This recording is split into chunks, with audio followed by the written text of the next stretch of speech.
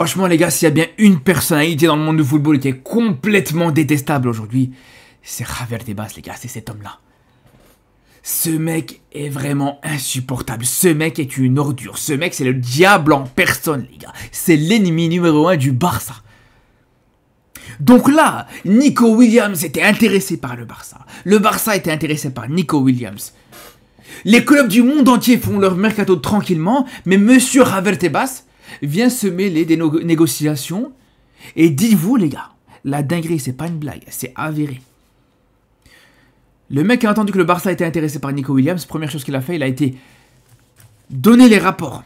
Le rapport financier, le bilan financier du Barça, qui est censé être des informations complètement confidentielles. Il est parti les montrer à Bilbao en disant, regardez, voilà, le Barça, actuellement, ils sont dans le rouge financièrement. Actuellement, voilà, si ils recrutent Nico Williams, ils ne pourront pas directement l'inscrire, etc. C'est quel genre d'ordure ça, les frères? C'est quel genre d'ordure ça, les gars? Je vous pose la question. C'est comme si toi, tu veux te marier avec une femme. Tu veux te marier avec une femme, t'es là. T'as décidé d'aller demander la main à cette femme-là. Et t'as un gars, ton voisin, qui a rien à voir. Il a absolument rien à voir avec toi, ni avec cette femme. Il va arriver, il va dire à la femme, ouais, tu vois le gars là qui veut te demander en mariage. Ben, je te dis, il s'est fait virer de son travail hier, il a pas d'argent. Il va pas subvenir à tes besoins, il va pas... Qu'est-ce que ça peut te foutre? Qu'est-ce que ça peut te faire? Même si demain je dois faire un crédit, même si demain je vais trouver un travail, même si demain je vais travailler au noir, qu'est-ce que ça peut te foutre, toi, du moment que c'est pas toi, c'est pas à toi que je paye ton loyer? Mais là, c'est exactement la même chose. C'est exactement le même, les frères. Qu'est-ce que ça peut lui faire? Je comprends pas, les gars, qu'est-ce que ça peut lui faire? Ok, le Barça signe Nico Williams. Même si derrière, le Barça ne pouvait pas inscrire Nico Williams, ok, y a pas de problème, les gars. Toi, ça te change quoi? Ça change quoi à ta vie? Ça change quoi à ta vie, frère? Parce que les gars, ok, Nico Williams, il peut pas être inscrit. Les premiers à être lésés par cette situation, c'est le Barça. Peut-être Nico Williams indirectement. Mais Javier Tebas, il n'a absolument rien à voir. Bilbao n'a absolument rien à voir non plus, parce que Bilbao aurait... De toute façon, dans tous les cas, Bilbao, ils prennent leur clause. Les 50, les 60 millions, ils les prennent. Et puis le reste, si le Barça arrive à les inscrire ou pas, ça change absolument rien. Donc même si on pourrait se dire, ouais, peut-être qu'il y aura une réclamation de Bilbao qui pourrait poser problème, rien à voir, les gars. Donc le fait que, comme je vous dis, qu'ils prennent le rapport confidentiel avec le bilan financier du Barça, qui va le montrer à Bilbao, en disant, regardez, ouais, le Barça, ils pourront peut-être pas inscrire Nico Williams. Les gars, pour moi, c'est scandaleux, les gars. Et je vous le dis, pour moi, c'est scandaleux qu'un président de ligue fasse ça comme ça, les gars. Ouvertement, c'est une dinguerie. Pour moi, il a dépassé toutes les limites de son cadre professionnel, les gars. Il a dépassé sa neutralité. Et là, il a juste montré, il a révélé à tout le monde, il a montré à tout le monde que tout simplement, ce mec veut juste la chute du Barça. Ce mec a un problème littéralement avec le Barça, les frères. Parce que c'est pas la première fois qu'on voit ça. Alors, par rapport à cette situation, les gars, c'est une chose. Et d'ailleurs, moi, je vous dis une chose. Par rapport à ça, c'est vrai que j'ai été le premier à mal parler de Nico Williams, à en vouloir à Nico Williams. Et je pense que ça reste légitime aussi. Parce que si t'aimes vraiment le Barça comme tu le dis, comme tu le prétends, si tu voulais vraiment venir au Barça comme tu le disais, peu importe le bilan financier, la situation financière, tu fais comme d'autres joueurs l'ont fait, comme Olmo, comme d'autres joueurs qui ont signé au club, tout simplement. Comme Joan Garcia, par exemple, cette saison.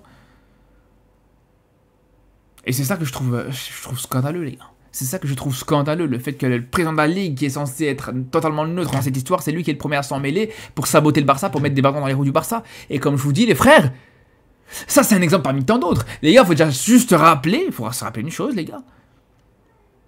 C'est que s'il y en a bien qui est responsable du départ de Messi du Barça, les gars, c'est bien lui. Alors ouais, c'est vrai que la direction du Barça n'est pas exempte de tout reproche. C'est vrai que la direction du Barça aussi, c'est vrai, en termes de gestion, il y a eu beaucoup d'erreurs qui ont été commises, et ça c'est la réalité, les frères. Mais comme je vous dis, les gars, à l'époque de Messi, quand il voit au dernier moment qu'il vient pour intervenir, pour refuser la signature et la prolongation du contrat de Messi, au tout dernier moment, où là vraiment il y a tout le monde qui était lésé par cette situation, non seulement le Barça, Messi aussi qui était dégoûté de partir à ce moment-là, les frères. C'est là où pour moi c'est scandaleux. Parce que, voilà, là quand c'est pour la situation avec Bilbao, quand c'est pour que Nico Williams vienne au Barça, là il vient se mêler de la situation des clubs. Mais à l'époque de Messi, pourquoi? Dès le début, Il vient pas arriver faire un avertissement au Barça, dire attention, si vous signez Messi, le contrat, etc., vous n'allez pas pouvoir l'inscrire. Pourquoi il prévient pas dès le début, comme ça au moins le Barça peut se retourner, le Barça peut gérer la situation, etc. Dès le début du mercato. Voilà. Alors vous allez me dire, c'est pas son rôle, d'accord, c'est pas son rôle, mais c'est pas non plus son rôle d'aller dire à Bilbao, faites attention, c'est pas le conseiller sportif de Bilbao au bout d'un moment, les gars, ou c'est pas l'agent de Nico Williams. Donc soit tu restes à ta place tout le temps, soit tu interviens et tu es là pour aider tous les clubs. Ou tous les joueurs, tout simplement les frères. Et je vous parle même pas des situations arbitrales très compliquées les frères. Les situations arbitrales, on le voit, on l'a vu cette saison les frères. On l'a vu cette saison, je parle de cette saison. Où là on l'a bien vu les gars, le Real Madrid faisait ce qu'il voulait. Le Real Madrid faisait absolument ce qu'il voulait les frères. Dans chaque classico les frères, on a vu des dingueries. On a vu des dingueries les frères. On s'en rappelle encore aujourd'hui les frères. La main de Tchouaméni, la main de Tchouaméni complètement décollée du corps. Avec la trajectoire du ballon qui va au but. Et l'arbitre qui va aller voir à l'arbitrage vidéo, qui va voir à la VAR. Et qui te dit ouvertement, il n'y a pas pénalty sur ça les gars. Je vous dis, rien que ça, c'est une honte absolue. Rien que ça, les gars. On ne parle même pas aussi le Classico en finale de Coupe du Roi. Là aussi, les frères, c'est du jamais vu. Un arbitre qui pleure en conférence de presse. Il y a un arbitre qui te dit ouvertement qu'il se fait harceler. Un arbitre qui ouvertement te dit le Real Madrid, à cause du Real Madrid, à cause de certains matchs contre le Real Madrid, je me suis fait harceler, les gars. Vous vous rendez compte ou pas? Vous vous rendez compte? Il disait, ouais, mes enfants se font harceler à l'école.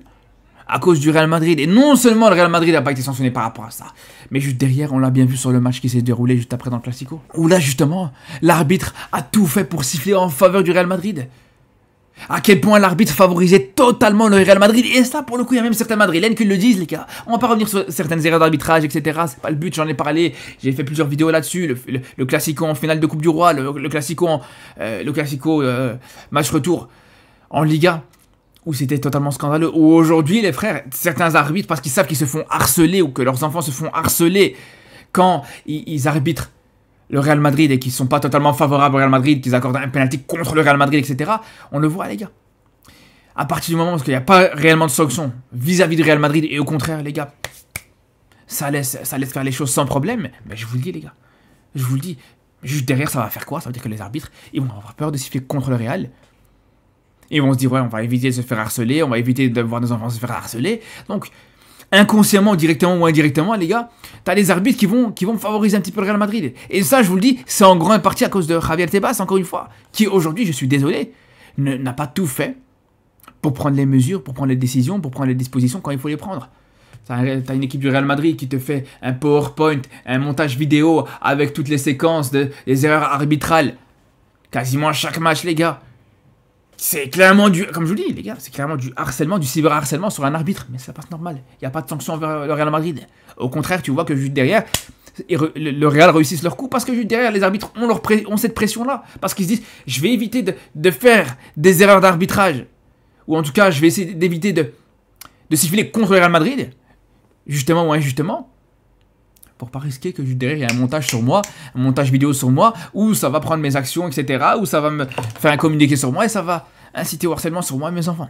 Voilà les gars, elle est là la situation aujourd'hui. Elle en est là la situation aujourd'hui en Liga. Je vous le dis, il n'y a pas juste la question des arbitres ou pas des arbitres, il n'y a pas juste la question des contrats ou pas des contrats, mais c'est un point de vue général, c'est une situation générale qui fait qu'aujourd'hui, Javier Tebas, c'est une catastrophe. Et de toute façon, dans tous les cas, les frères, tout le monde s'en plaint.